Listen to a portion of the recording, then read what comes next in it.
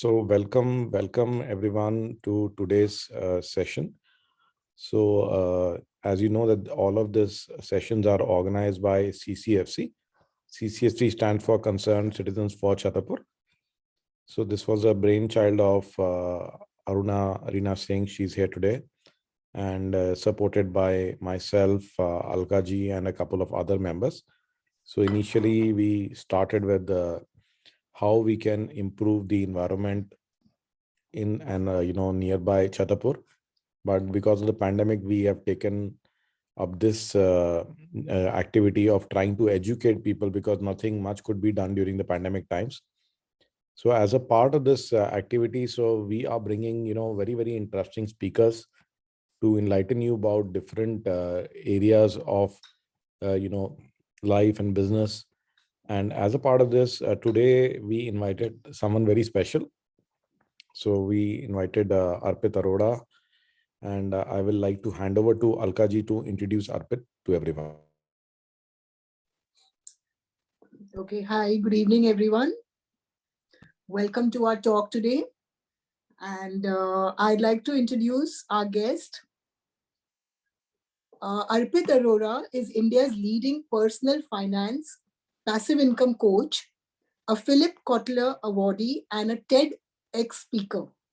After spending 7 years in London doing his graduation and MBA from the London School of Commerce, ARPIT moved to India to pursue his love for finance. Having a total experience of 13 years in the UK and in India, running 2 successful businesses in the field of finance research and financial coaching, having helped over 200 plus entrepreneurs of business, huge names, which I'm not going to start taking now, but huge names. After doing all that and inspiring over 10,000 Indians to transform their financial lives during the COVID lockdown, ARPIT has the vision to help build the new age Indian, where people only pursue the purpose of their existence and not run after money. Yes, you heard me right, not run after money. ARPIT believes that the real problem is that if you don't stop working for money, you will struggle all your life. So what we have to do is stop working for money. And he's going to explain what he means by that. He also says struggle for money is only optional, while following your passion is a must. So here I introduce ARPIT Arora. And just for a minute, I'll also like to introduce Sanjeev Jain. We all know Sanjeev. He is our tech wizard in our group. And he is also the CEO of, please Sanjeev, please help me out. Yeah. So I'm running a couple of companies. So 2 of them are related to technology. So in TNS, we do IT infrastructure for airports, for large corporations like L&T, railways, etc. And in CIT Box, I train entrepreneurs on how to automate their business and run it from just a smartphone. And so that is Sanjeev for us. Yeah. And you know me generally as a technology guy and responsible for some of the technologies we have implemented in our colony. And also a go-to person. We run to you for everything. Yeah, you're most welcome. So we bring to you ARPIT Arora. He takes over now and he tells us why we shouldn't run after money. I thought money is like, today, be all. So he's going to tell us not to run after money, to get money. ARPIT, over to you. You're welcome to our show, please. Sure, thank you. First of all, just wanted to thank everyone for making it here. I would like to thank the initiative that you guys have taken. I've just heard about it and I'm really enthusiastic and ecstatic to see that such efforts are being taken in such crazy times that we all are going through. And today, in whatever I can do in my power, I'll share whatever I can to help you, educate you, and get that understanding of what really cryptocurrency is, and a broader discussion about what I really mean when I say that stop working for money and make money work for you. So we'll be going around this during our discussion, short, brief discussion today. So I would like to request Sanjeev ji to moderate the event as how we've planned it. Okay, so we will be asking some questions that will cover most of the Q&A regarding crypto. And once we are done with it, we will throw the floor open for questions from the guests. Okay. Till that time, I've muted everyone. So please be a little bit patient and let us finish with the basic questions that will, answer 90% of the queries, and then you are free to ask to your heart's content directly to Arpit, right? So Arpit, in a very simple way, how do you explain cryptocurrency? So there is this, I won't give you the definition yet. I'll start with the background, why cryptocurrency exists. Because if you understand why it exists, you'll understand what it really is. More than what the euphoria, more than what the returns or the money it is making. Because we need to understand the basis of existence before we start getting into other details of it. So I'm going to take you back to the year 2007.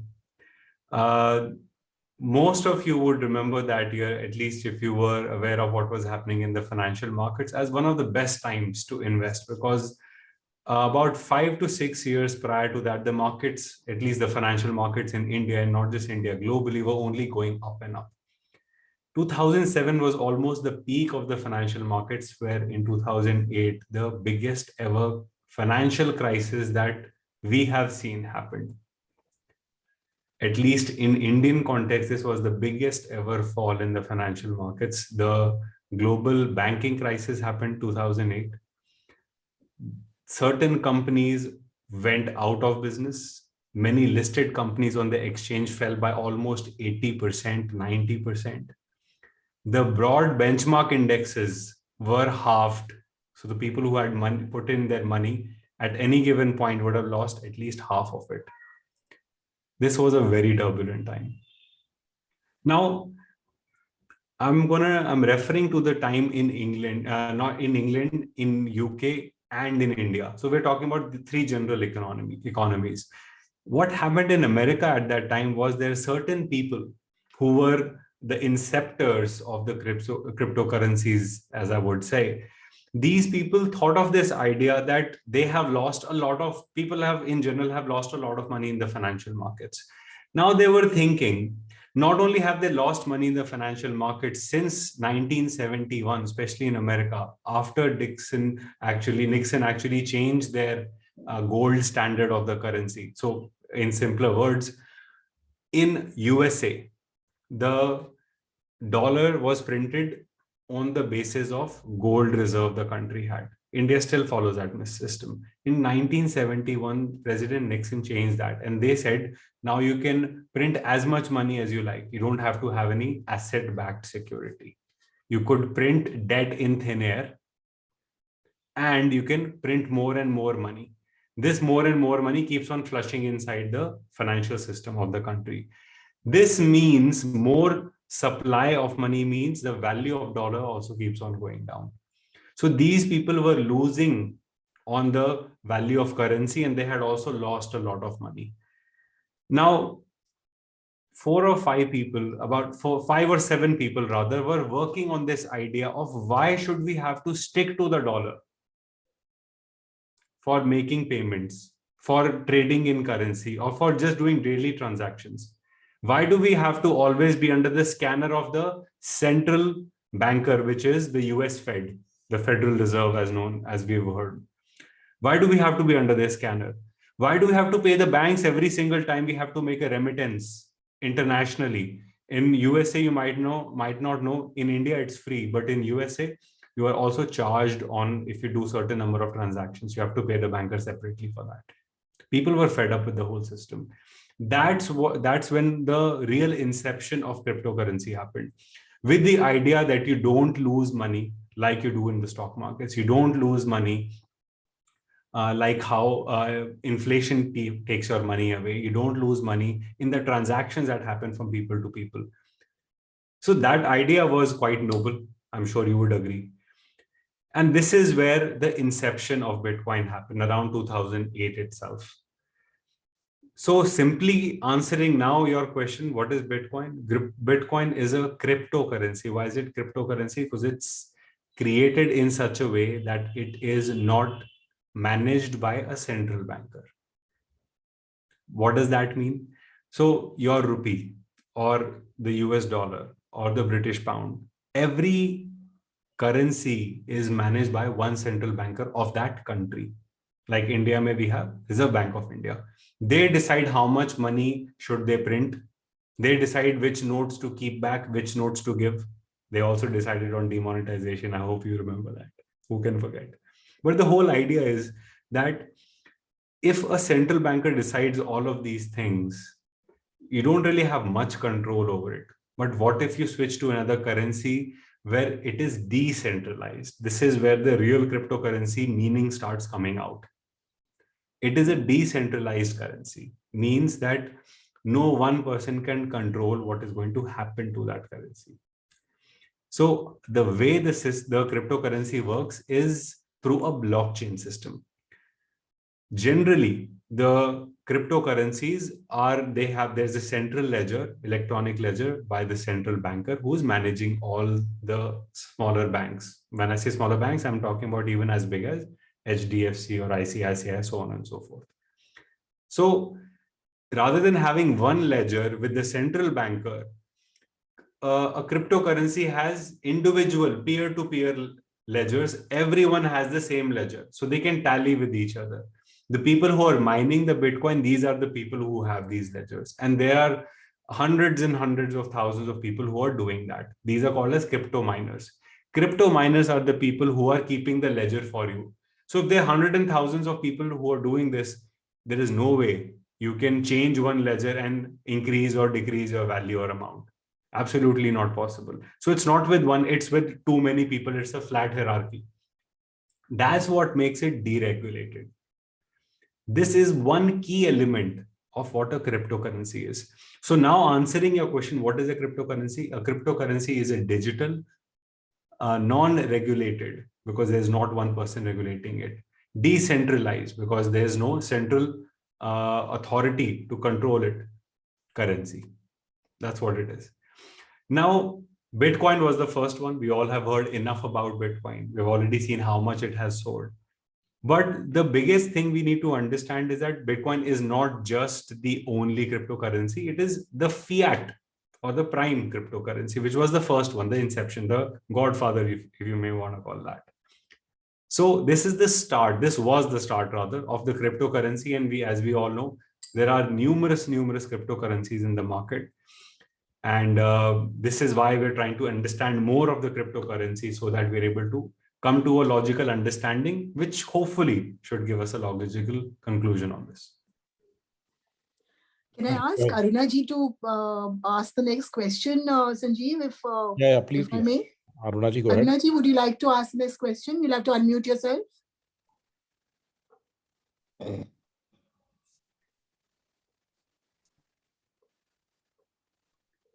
Aruna ji, you need to unmute. Okay. Yeah. All right. Yes. Yeah. Yes. Okay. Now I'm going to ask these questions, Arpit, since the participants have listened to you and it all makes a lot of sense, but they are dying to ask you some very simple, basic questions. And many of them are too shy to ask them. So I'm going to ask them on their behalf. So please bear with us. And even if they're very simple in nature, please answer them, because we really need to be educated in this. Now you have explained what crypto is in simple language, but you know, when one talks money and you want to save your money, everyone knows how to buy a FD, or everyone knows how to enter the stock market.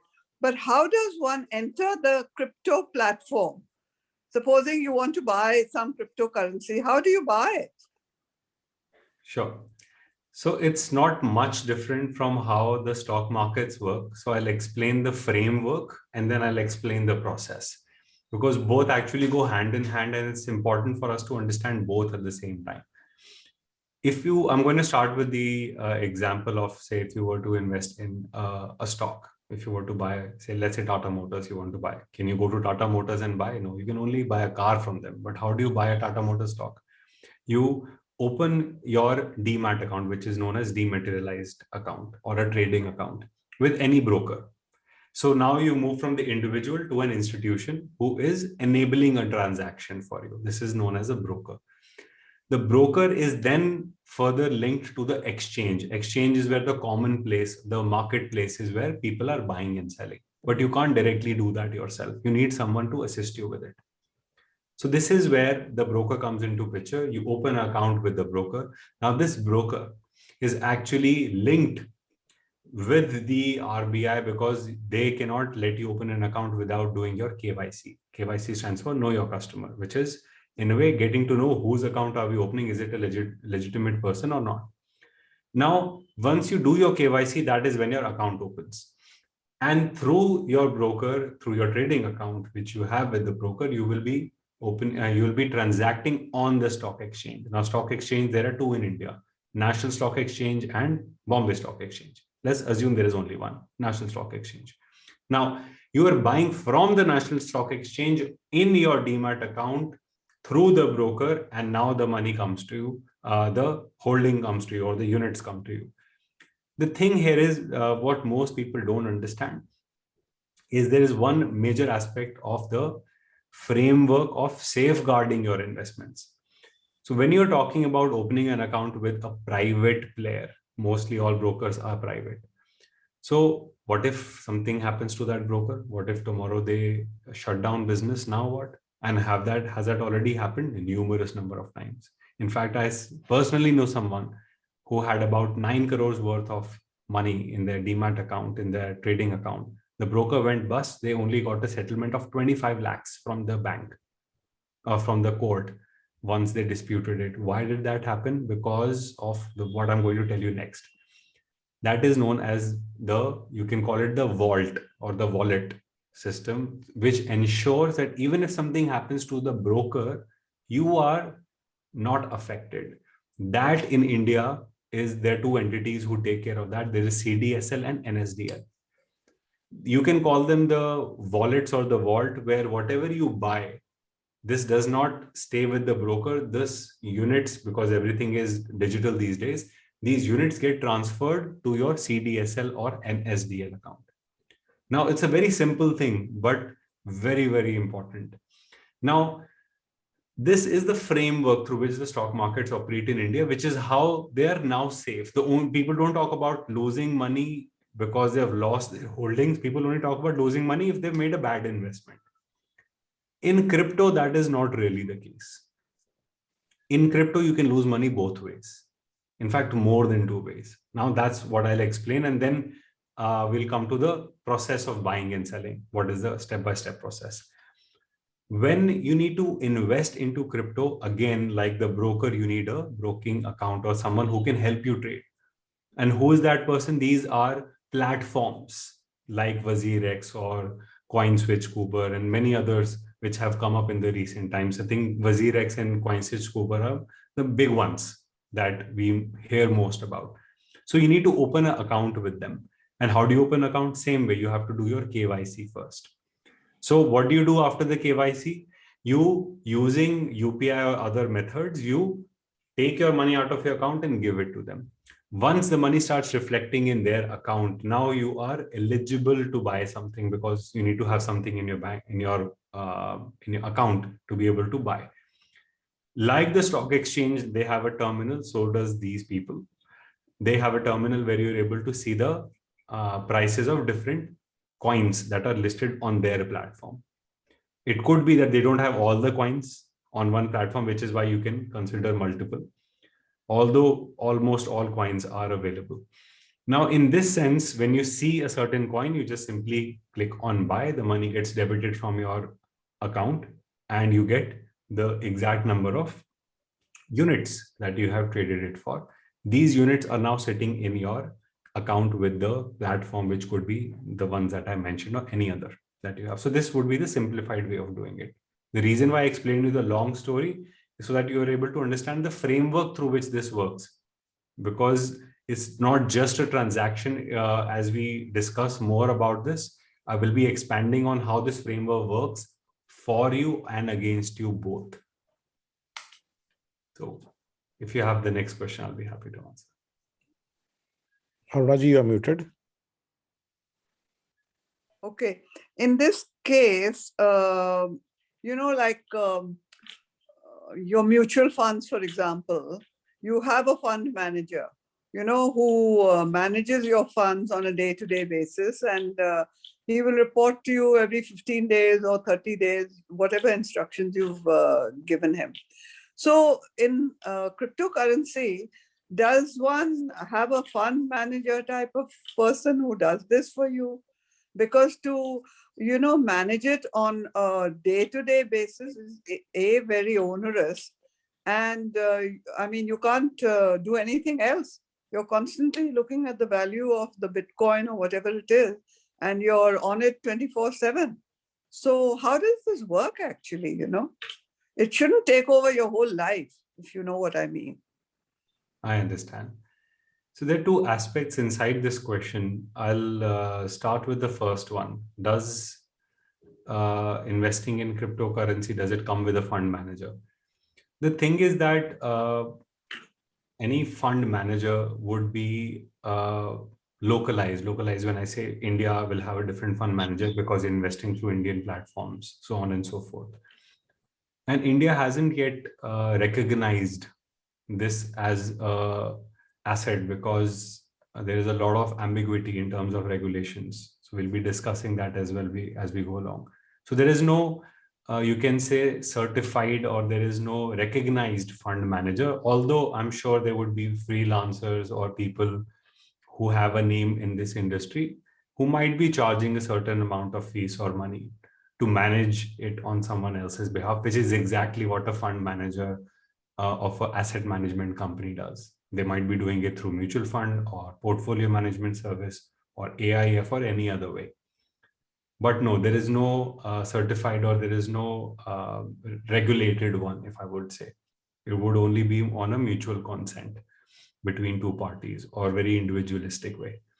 The second part of your question was the time involvement. So if there is no fund manager, then how do I manage my work-life balance, or how much time would it take for me to manage my investments into cryptocurrency and the other important things? See, the thing is, it all depends on what are you doing with it. There are three approaches one can take towards investing in crypto, or rather putting your money in crypto. Now, the first one could be that you're simply gambling away, which I believe that more than 80% of the people are doing that. Because why are they gambling? Because it's lucrative. It looks like easy money, quick money. The second approach is that you're trading in cryptocurrency, that you are using certain analysis, you're entering at certain points and exiting at certain points. The third part of that is that you've bought it and you're going to leave it. Let's start from the very top. If you're someone who's bought it and you're going to leave it, doesn't matter where the price goes. It's not taking any time, any bandwidth, because you're just going to buy and leave it. If you're the first set of person, again, this is where the real problem is going to be, because you're gambling. So you're not sure what you really are doing. There is no methodology of the approach that you've taken. You're simply investing because you believe it will go up. So there it gets really tricky, and there this kind of problem will and does happen, because you don't know why and where you're entering. You don't know why and where you're going to exit. And in the middle, you're going to check the price of the cryptocurrency 20 times in a day. And if it falls too much, you're going to have you'll be losing your hair. And if it goes up too much, you'll be happy, but you're not sure if you're going to really be able to consistently make this gain or not.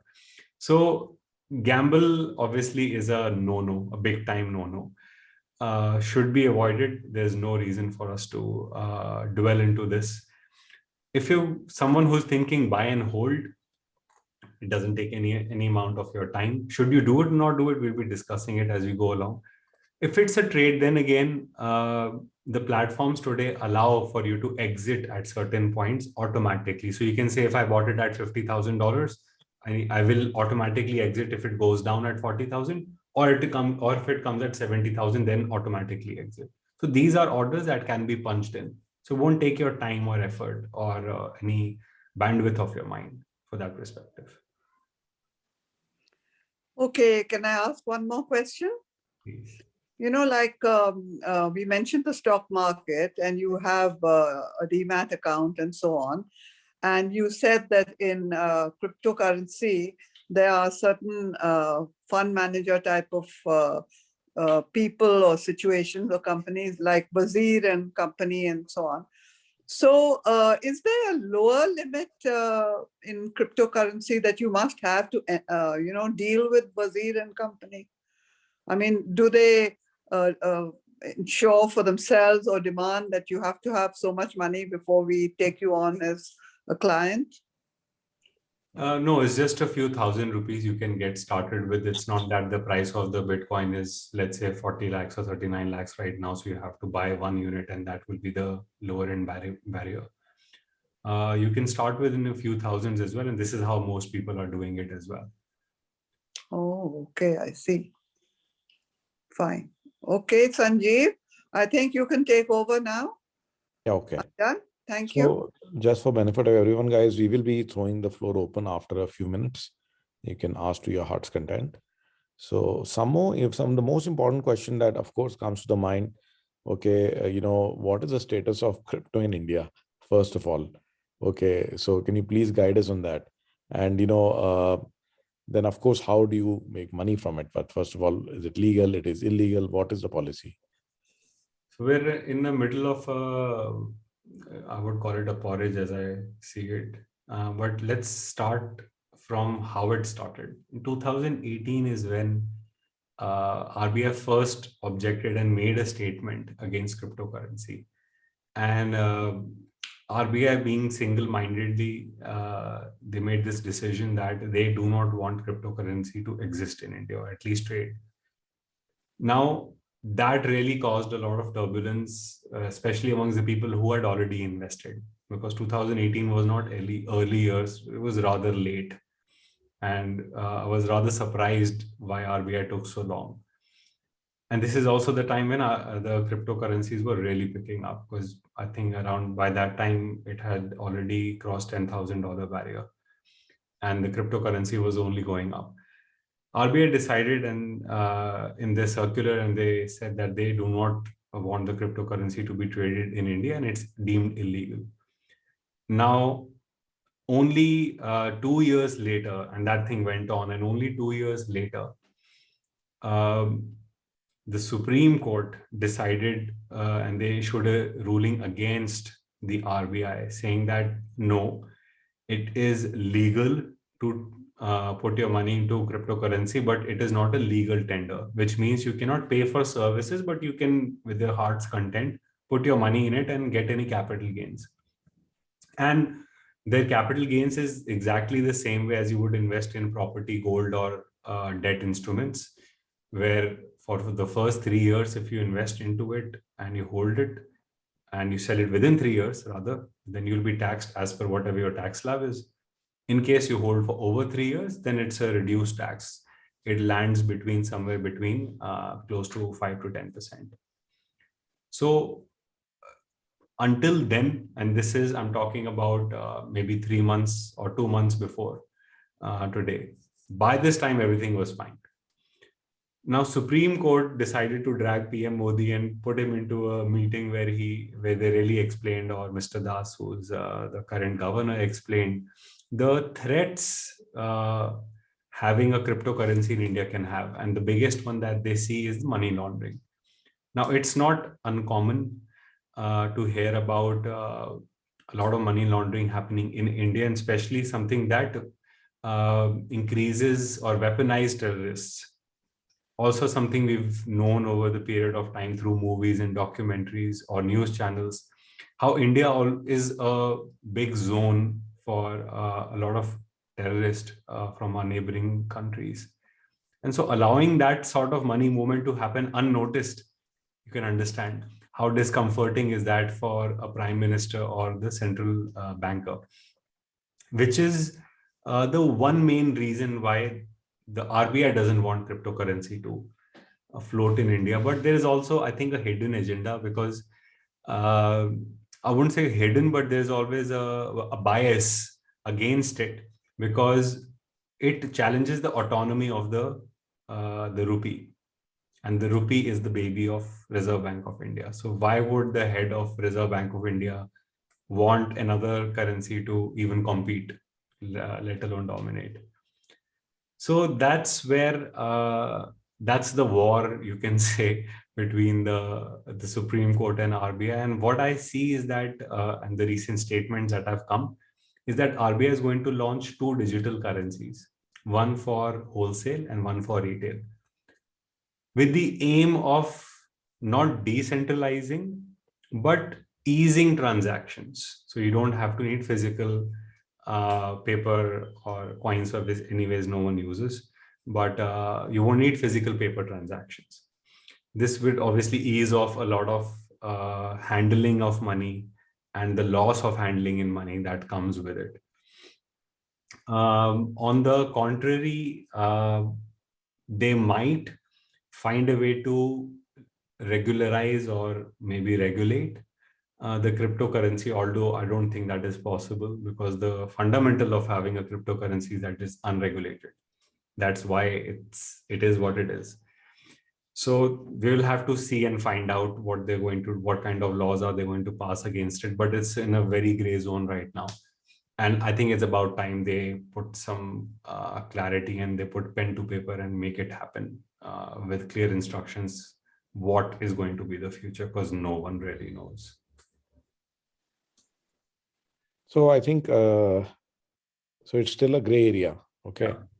So what would you now recommend in terms of, first of all, we see so many ads nowadays, anywhere you go, all types of platforms are cropping up and it's like a craze, right? You rightly said. So whether should one go in for crypto investment or not at this point of time? So I'll reverse the question back to Sanjeev ji and say, Sanjeev ji, if you were to invest anywhere, how would you like losing the moment you buy the asset, you lose 5%? Would you like that? Not at all. So I think that's where we should start off, because that's exactly what is happening in cryptocurrency. If you're talking about trying to make money out of cryptocurrency, not a lot of people understand that they actually end up losing 5% the moment they buy it. How are you going to lose 5% the moment you buy? How is that possible? This is why financial literacy is important, and I'm glad we are having this conversation with all of your esteemed attendees here. See, the thing is, so let's take an example. We are to sell let's take your example, like hypothetically speaking, there is a land in Chhatarpur farms. The land is worth, let's say, 10 crore rupees. Now there are only one seller and 2 to 3 buyers. So what price would you sell it at? The highest bidder, isn't it so? Now what if the highest bidder says 9 crore 75? So that is the price of the property now, even though it might be fairly priced at 10 crores, but there are not enough people wanting to buy it. So whatever the highest bidder says is the buying price, isn't it? So it's a guaranteed loss of 25 lakhs in that case. Right. Now let's put this into the same context of cryptocurrency. If the cryptocurrency on everywhere on the Google or on the exchange says that it's worth, let's say, 51 lakhs, but there are not enough buyers and sellers. Now here, there is not one seller, there could be numerous sellers, isn't it so? Because numerous people hold cryptocurrency and numerous people want to buy, but they're not enough. So the gap between the buying and selling, that which is known as the spread in technical language, is in the range of 2 to 2.5%. So you'll end up losing that sort of money the moment you buy it. Rather, I think 3%, it can go up to 3%. So that's one sort of money that you lose the moment you buy the cryptocurrency, because you will not be able to buy it at the price it is, you'll be buying it higher. Now, not just that, you'll also have to pay the money for converting. So these are all currencies which are not trading in INR. You might be seeing the price in INR, but you're buying in dollar terms. So every time you buy, you fund your wallet, you will actually be losing 1% there as well, which is the currency fees. So almost 4% is gone here. Then you'll be again selling the same currency, losing another 1 to 2%. Because transactions on both ends will happen. So the whole idea here is that you lose money in the spreads. There is a currency conversion fees, and now there is a fees to secure and safeguard your wallet too. So that's another fees we haven't taken into consideration, because if you keep the money with the same broker itself or the platform itself, you are simply taking the risk of this broker going down, if at all they do, and you've lost everything. So you would want to keep it in a wallet. Now, to find a wallet like CDSL or NSDL, you will have to consider two different type of options: hardware and software. Hardware would be that you have a safe key, like a digital signature key we used to have. I don't know if it's relevant anymore, but there, if you have to e-sign anywhere, there was a physical key. Yeah, it is still there. It is still there. Still there, right? So, like that, there is a key to safeguard your physical units or whatever currency that you or coins that you've bought. If not, the same thing will be done by another company who has servers, and they're having this whole setup in a commercial way, which is a soft way of doing it, or the software way of doing it, for which again you'll have to pay some fees. So these are all the charges which easily accumulate to 5% of your investment into this. So I'm just wondering, I'm not one of those people who like to lose 5% upfront. And if you would have seen, aajkal to in the stock markets, there are zero charges brokers. There's zero dhan who just charge 10 rupees for transaction, which is nothing. So in a time like this, cryptocurrency is maybe 10 years behind the framework that is required as of date to make at least financial investments, if not physical. Because when we buy properties, we know we lose 6 to 8% in stamp duty. We lose maybe 1% in brokerage. We'll have to pay for registration separately, and then there's security and maintenance. So we can understand physical it's expensive to buy, so you have to hold for long. So as of now, what I understand is that taking into account the uncertainty that's there, and further taking into account that you will be losing 5% instantaneously. Yeah. And in addition to that, there is also a risk that the broker might go down. Yes. And you might lose the key. Yeah. No, if you do it. Doesn't sound like a very wise investment. Actually, it doesn't even stop here. The next aspect is where it gets even trickier. Because what we are used to, or what we're seeing right now, is the cryptocurrency is only going up and up. Because it's a new thing, it's a new euphoria that is happening here. And only recently they've fallen by 20%. And a lot of people have lost more money than they've ever made just because of this. So a 20% fall can trigger something like this, because mostly everyone has invested at the very tops of the currencies. So you can lose money not just in capital, and there's a higher chance of losing money in capital rather than the charges. From that perspective, 5% is nothing compared to losing a big chunk the moment the currency plunges. And because of the three things that I was sharing before, the approach one should take to make cryptocurrency profitable is not using the gamble way, not also buy and hold because you don't know what's going to happen to it. But if someone really wants to make money in this, the only possible way, which I might also be open to once it's as efficient as how the stock markets work in terms of cost and safety and security. Once that is taken care of, even I would love to participate, but I would only use the second way, which is the trade way. So there are research and there is analysis that can be done on the price where to enter and price where to exit at a profit or a loss, both. This way, with a logical science or a systematic or a calculated way, one can say, if I invest 10 times with a 70% probability and a risk return ratio of, let's say, 2:1, or that, which means every time I make a profit, I'll make 2 rupees, and every time I make a loss, I will lose 1 rupee.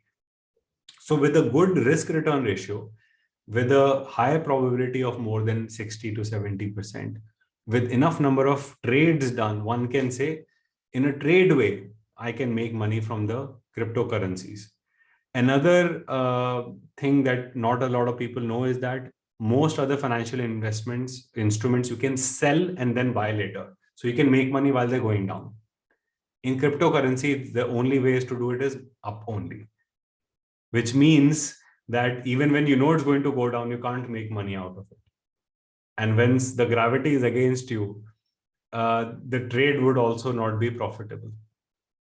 So it's like, I'm sure a lot of people have seen Gladiator, that arena where the gladiator goes and fights. Now imagine going there with both of your legs tied and one hand behind your back with a sword in hand in front of a big tiger. So that's how I feel while putting my money into cryptocurrencies, because I know it's going to be fun and I know it's very exciting, but at the same time, I'm going to get killed with the way the structure is made. And that's something I'm not very comfortable with. So this is the only way that I see to make cryptocurrency, through trade, only once your hands are not tied and you have all the gear that you need to protect yourself. Right now, we don't have much. Okay. So primarily, so it's something that needs to be waited out. Yes. So I think I would now like to throw the floor open. We have a couple of questions that are coming in. I think better that let people ask their own questions. So just give me a moment. So guys, you can now actually unmute yourself. So Vidhi, we have a couple of questions from your side. You'd like to ask? Unmute yourself and ask. Yeah, hi Arpit. Thank you. I'm really enjoying the session. A lot of things that you've spoken about. So couple of questions. One, you're saying this currency is like a parallel currency, but at the same time, the value is always pegged to like the US dollar, right? So how is it parallel? Because if it every time we're still gonna say that it's equivalent to a X amount of US dollars, then how is it really parallel? So who's really deciding the value of this? And yeah, I mean, I guess let's just take, I have several questions, but I think let's just take this one so everyone else can also keep asking theirs. So anything that we buy has to be in conjunction with something else, so we know the base of it. Dollar being the fiat currency as we see it on a global front. So it is pegged against the dollar. It could be pegged against INR or francs or pounds or whichever currency. But it's mostly seen in that format, like even gold. Now, gold is unrelated to dollar, but when we see the price of gold, we either see the price of gold ounce per dollar on a global level or gram price of gold in India in INR rupees. So in anything that you buy has to be pegged against a currency or a fixed asset. In this case, the Bitcoin is pegged against the US dollar, which is the most common currency in the world. So it's currency versus currency. It's like USD INR and BTC Bitcoin USD. So this is the same pair of currency through which you're able to get to know the value. Now, on the front, the second part of your question was, how do you get to know the price of it? Or how is the price calculated? This is the price.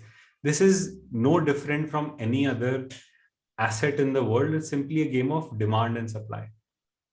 If you, even for, although it's not going to be possible, but let's say that you're able to control all the people who are going to buy it, and you give them an instruction of one day that today no one is going to buy cryptocurrencies throughout the world.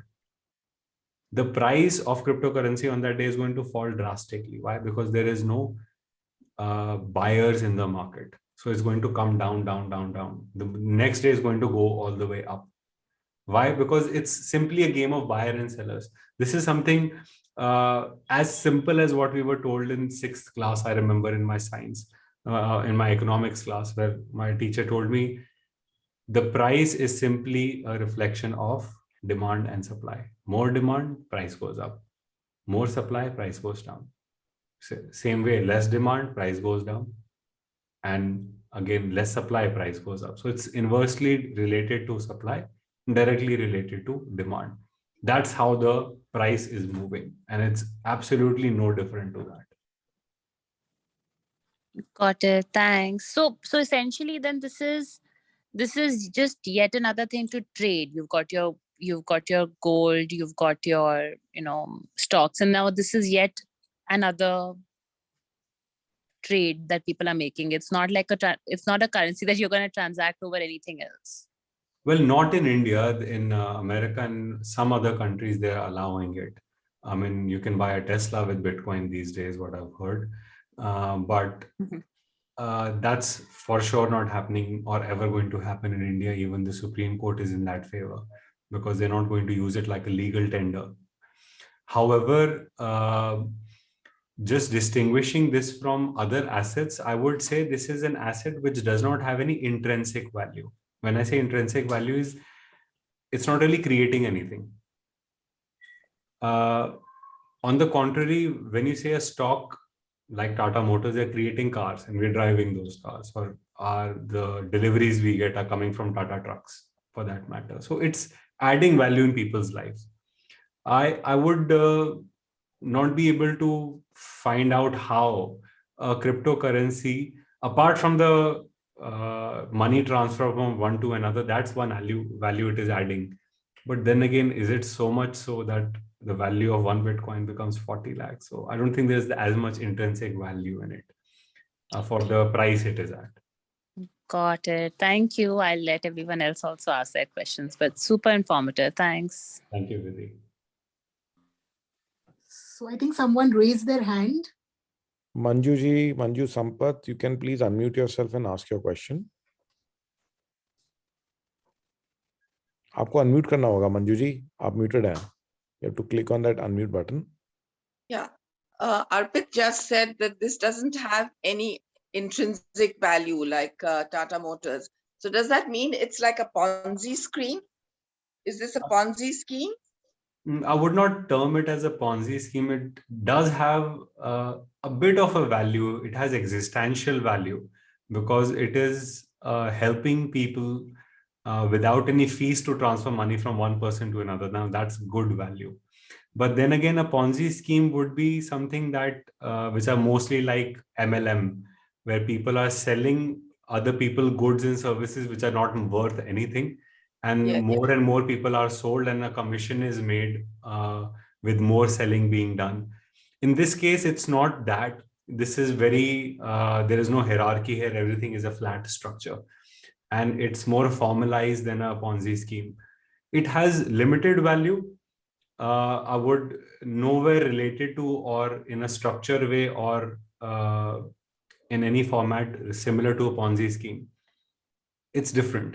It's different to the tune of maybe it can be used as another place to, you can say, trade, to buy and sell, but not something that you can endorse to another person and then they would endorse it to further few people. So that would be a very different structure altogether. Okay, thank you. Thank you. So guys, more questions? There was a question by Sri Prakash. I wonder whether he would like to ask it himself.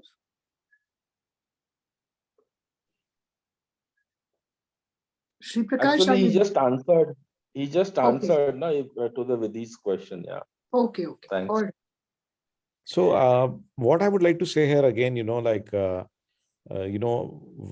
this is more about financial literacy than just purely about Bitcoin. One must learn the ecosystem of assets. So this is only one of the assets, right? We shouldn't ignore Bitcoin.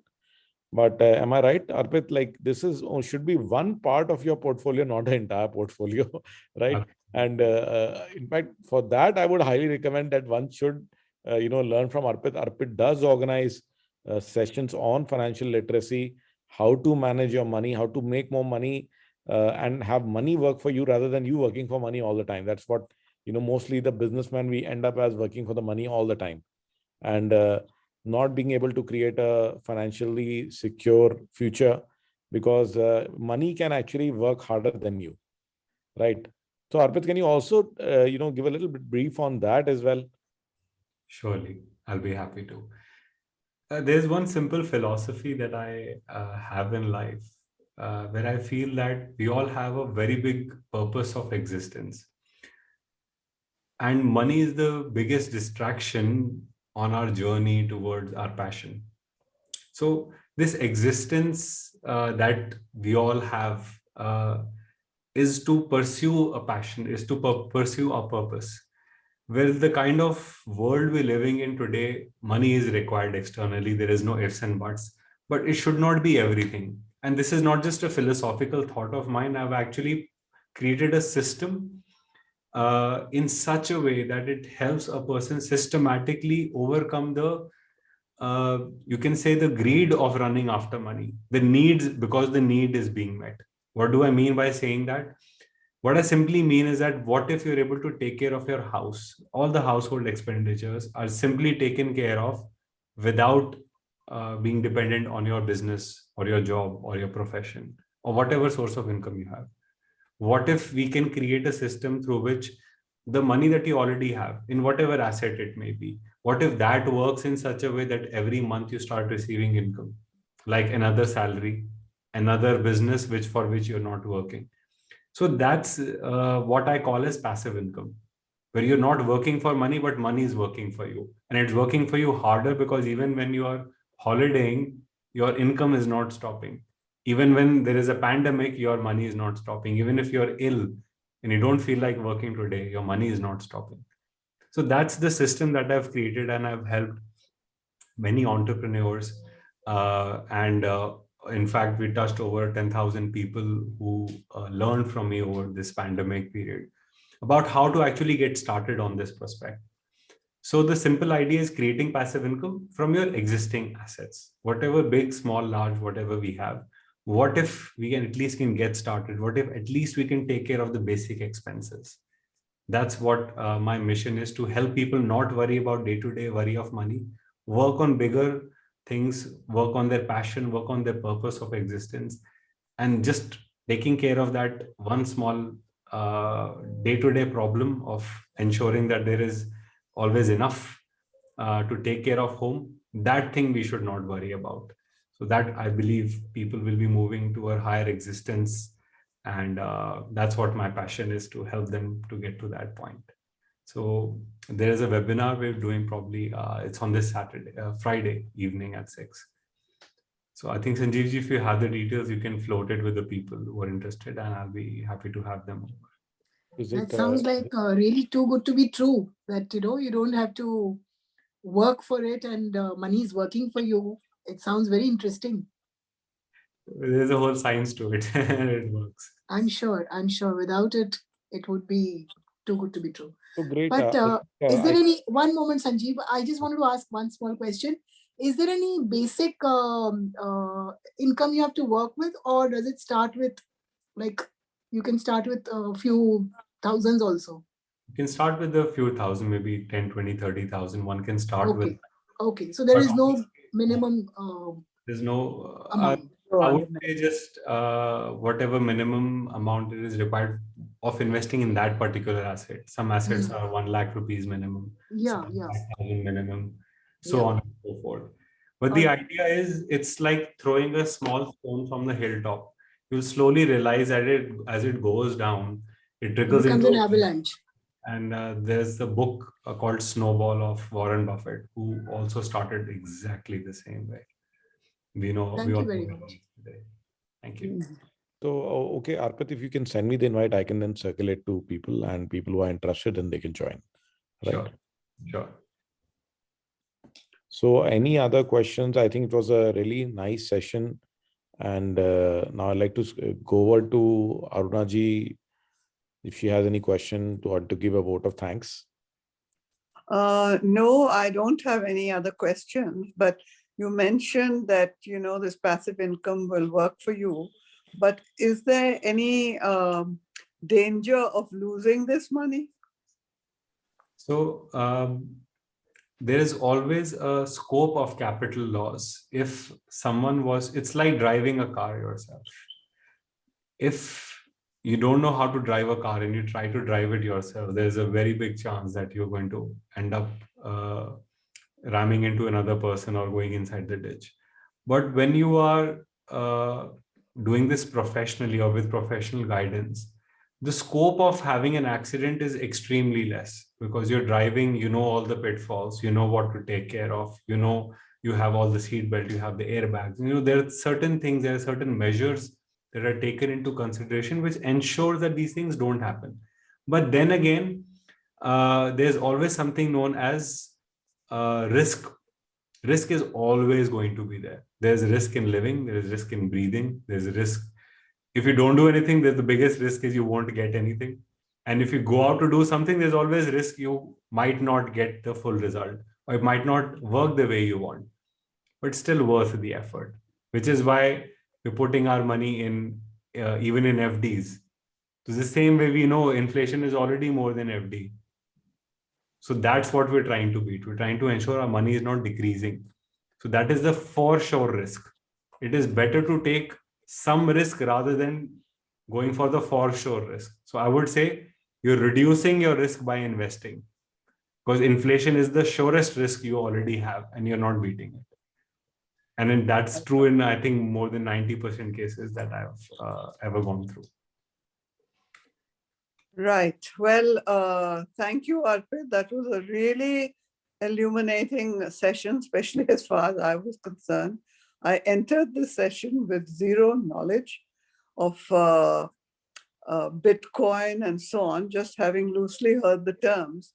But I thought one should know about this, because without this kind of knowledge, you're just floating around, in an arena of darkness. So to that extent, I have been informed. And if I want to increase my passive income, I know who to go to. And to that end, I would request Sanjeev Jain to please put, Amu's name on our screen. And anyone who wants to get in touch with Arpit should get in touch with him through Amu. If you could just share the number on the screen, and we can direct these people to him. So thank you very much, Arpit. I know this has been an hour-long session or more, and time is money. So I think we are going to let you go and make some more of it. Right? Thank you so much. Thank you so much, everyone. Really appreciate your presence here. Thank you so Thank much you. for attending. I'm just going to put down the number for Amu. You can get in touch with Amu in case you would like to get in touch with Arpit for his expert advice. And I will also send out an invite for his upcoming session if you'd like to attend.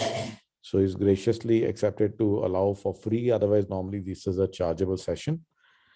So if people do take advantage, and the number of Amu is here on the screen now. So thank you once again, and thank you so much for attending. Thank you, Arpit, for accepting our request to enlighten everyone. Thank you so much. Have a great evening. Thank you. Thank you. Thank you, everyone, for attending. Bye-bye. Take care. Thank you. Bye-bye.